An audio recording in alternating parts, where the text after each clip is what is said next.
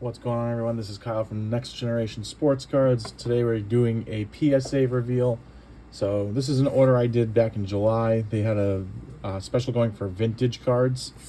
So kind of just a quick breakdown of what I submitted. So these are the cards. This is the expected grade I thought I was going to get, and then this is the grade, the secondary grade. So it kind of shows you, like, if I said 8, 9, I thought it might be an 8, possibly a 9, so I thought maybe the grade would go up.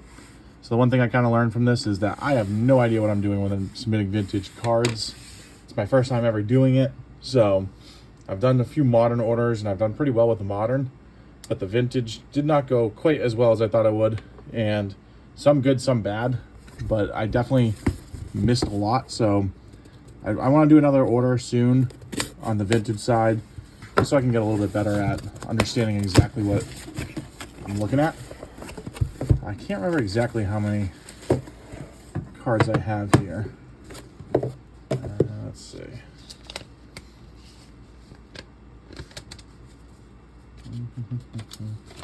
This has 25 cards. So there's 25 cards on here.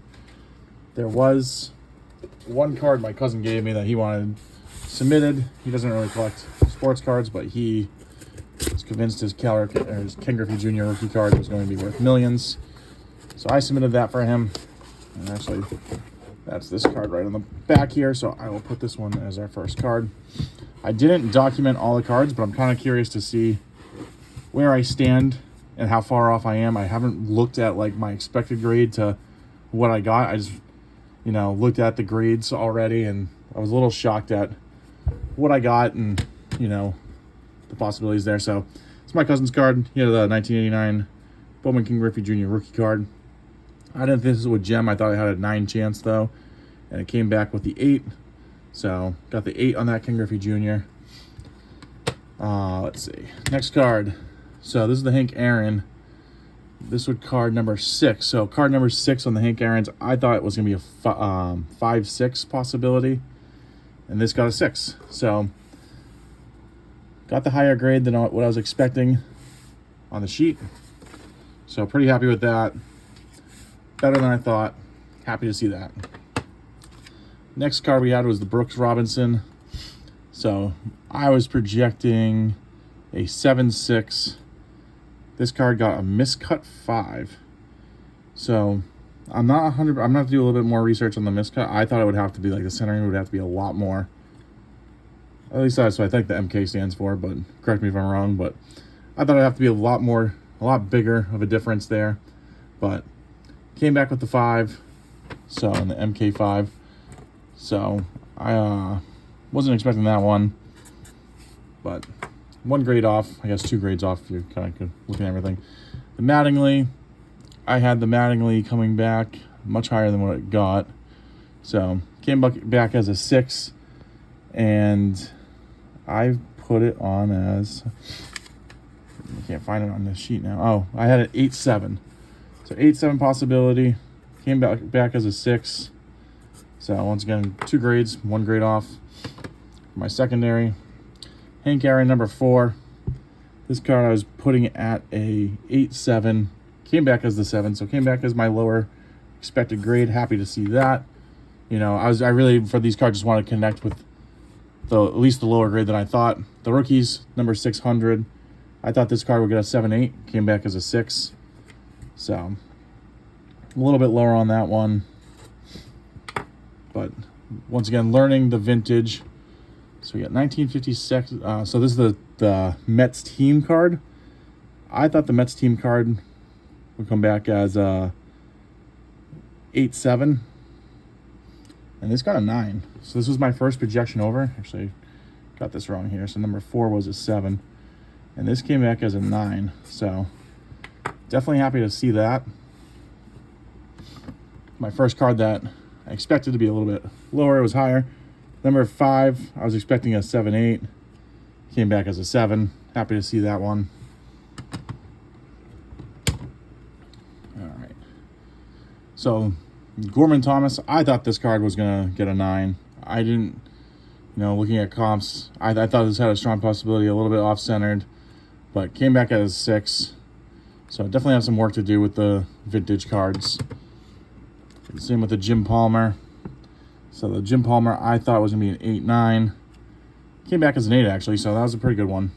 Happy to see that, the 8 there. Randy Hundley. So this one I don't have marked, but I thought if I'm sending this one in, probably had like an 8-9 possibility. Came back as the 7.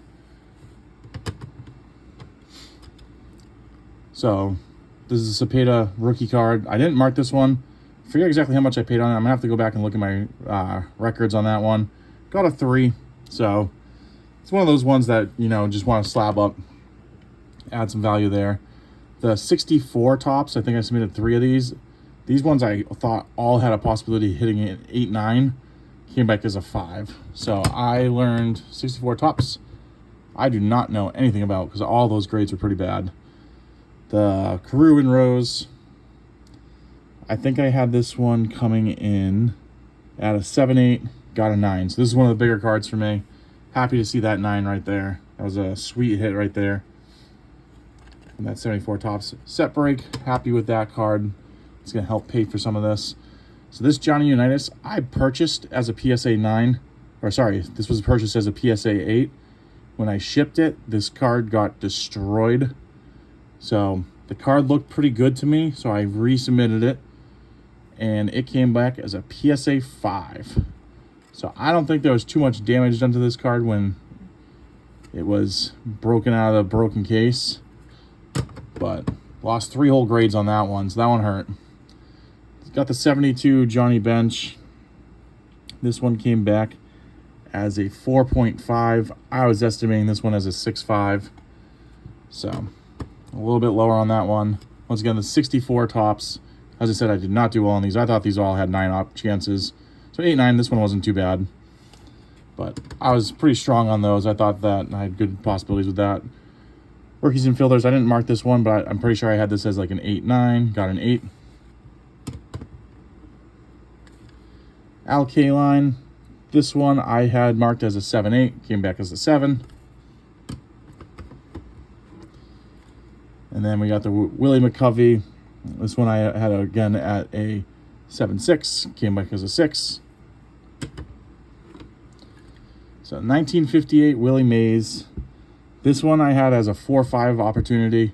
Came back as a 6. So the grade, 2 grades higher than my expected. 1 more grade better than my stretch. And this is obviously my biggest card. I think this is like a $250 to $300 card in the grade it's in. So couldn't be any more thrilled with this one. This was a huge win for me in this break, or this submission. Got the Clemente 1966. This one came back as a 5. I was expecting a 3.4 on this one. So once again, much higher than my grade that I thought I would get. So I'm going to look that card over, kind of see why it did so much better. Obviously not complaining about that, but just for, you know, grading submissions going forward, I thought this would get an 8.7. Came back as an 8.7, as an 8. So happy with that one. The O.J. Simpson, this is, I don't know where I picked up this card. It was just in my, kind of found in my collection. Not sure how I acquired it, but I didn't write this one down. Don't know what I was really expecting. I think I was expecting kind of like a 7.8. Came back as a 4. But OJ, I think this is his rookie card.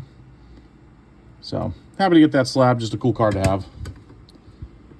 And then the last card, Ted Simmons. I had this card as an 8.7. Came back as a 7. So all in all, let me know what you guys think.